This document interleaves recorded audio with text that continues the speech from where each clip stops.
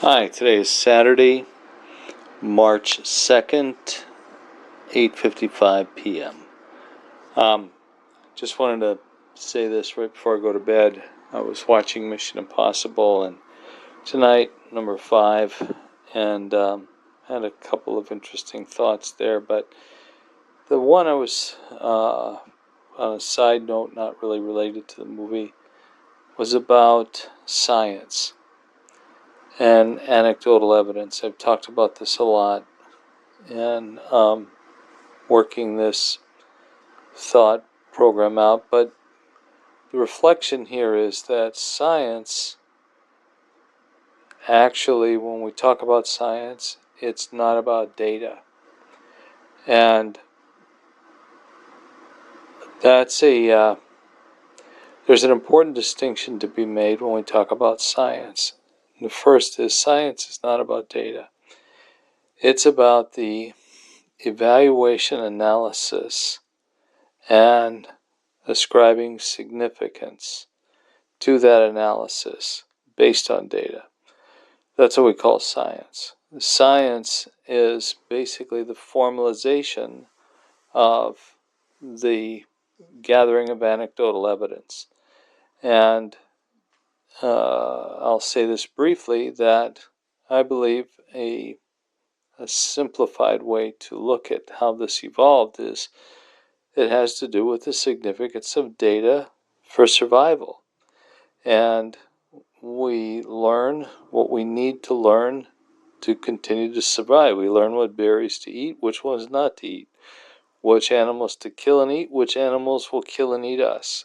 And that's all data. Somebody had to learn that process the hard way.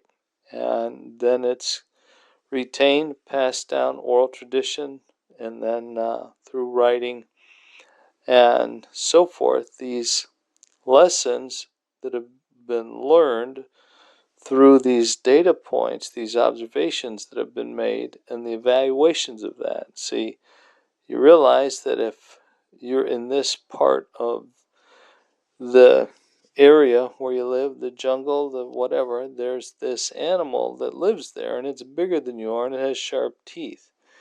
And that's a data point. And that data point has significance because it has a life and death consequence.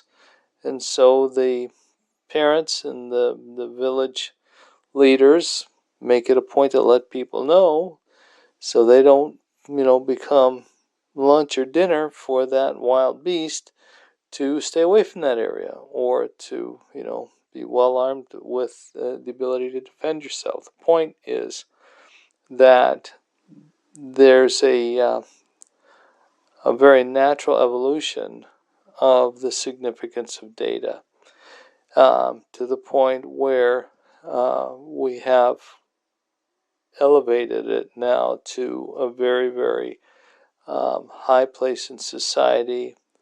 Scholars hold high esteem, and we make sure everything is vetted, is, produced by a scholar when we want to make decisions that are deep, complicated subjects and so forth. And that in itself is not a bad philosophy for a culture. The challenge comes into play, though, when you introduce the human factor, and when you study this aspect of the acquiring of knowledge over time, and the building up of the resources of data and the repositories of data that we have, and then the scientific practices, the practices that have evolved into what we call today science. There's the human factor that goes into the filtering process, and it's that filtering process that I want to talk about. And that filtering process has to do with what is considered worthy of study and analysis and a rendering of significance. And that's what we call the grant process today. That's how all this research is funded. And, this type of research we will call science moves forward.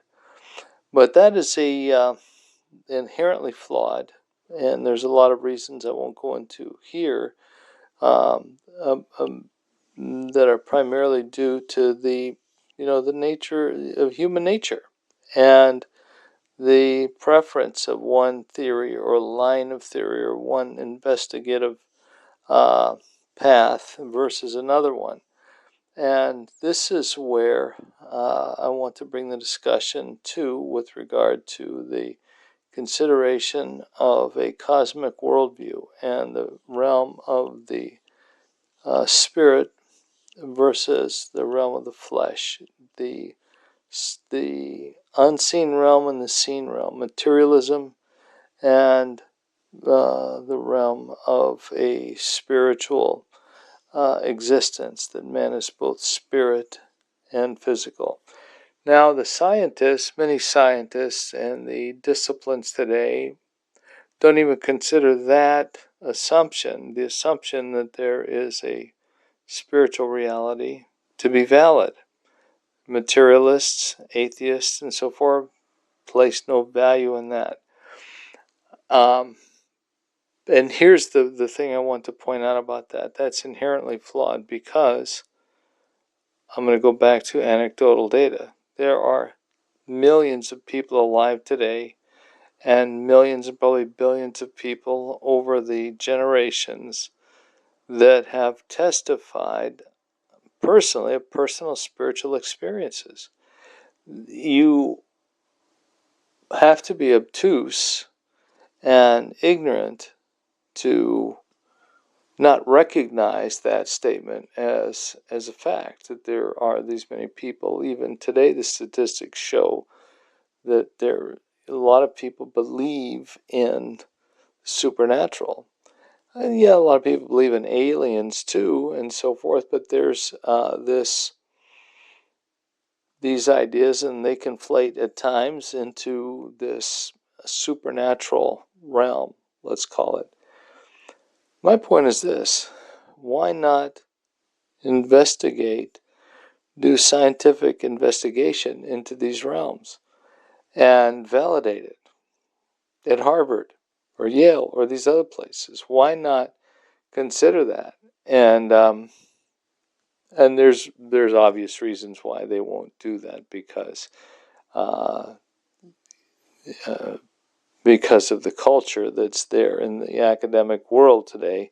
And there are other people more eloquent than myself that can speak to that, or actually make a career out of holding academia accountable for this type of narrow-mindedness. I want to make this, bring this to the forefront, though, and to let people know and give them a reason to consider what they've experienced, that it has value because they experienced it.